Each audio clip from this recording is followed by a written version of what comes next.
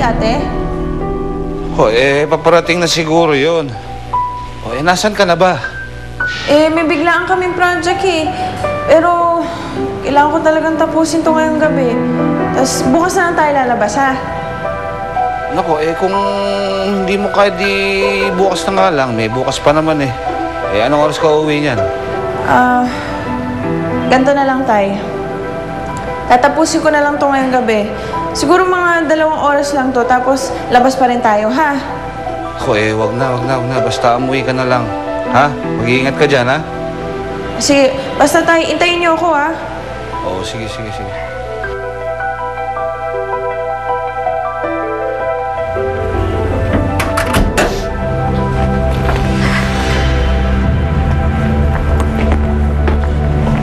Bakit? Anong nangyari sa'yo? Ba't ka umiiyak? Ha? Helen, sabihin mo nga sa tatay, anong nangyari? May trabaho na po ako, Tay. Kay Gwyneth.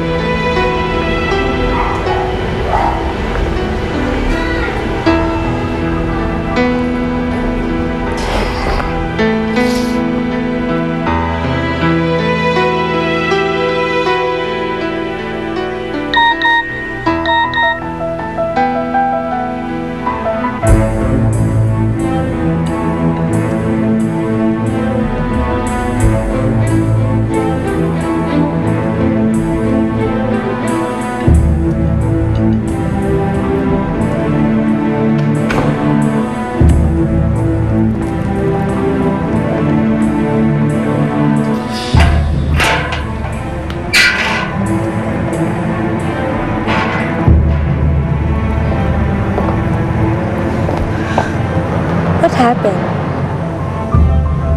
Diba ang usapan natin, after mo tubos si Nino, wala nang contact. So, anong ginagawa mo dito? Gising na si Dave. Wow! Kailan pa? Basta gising na si Dave. Kaya maghanda ka kasi kukunin niya na si Yasmin. And why are you telling me this? Ikaw ba natatakot na baka agawin ko sa'yo si Dave? Or guessing with those suitcases that you have, hiwalay na kayo, no? Matagal na, Gwyneth.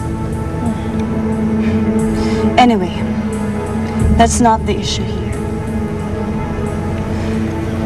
I guess mas gusto ko na sa'yo mapunta si Dave kaysa kay Helen. Dahil sa'yo, mas may laban ako. Really now? So, saan ka pupunta niyan? Hindi mo na kailangang malaman kung saan ako pupunta. Oh, by the way, bulag na nga pala si Dave. Kaya he's all yours.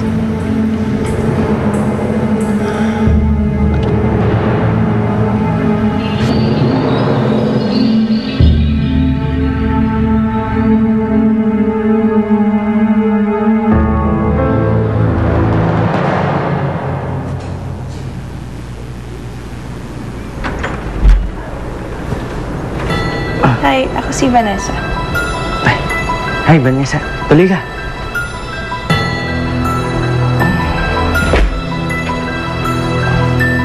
Anong gusto mo inumin, Vanessa? Kahit ano? Sige. Laki naman ng room na to. Ngayon lang ako nakapunta dito.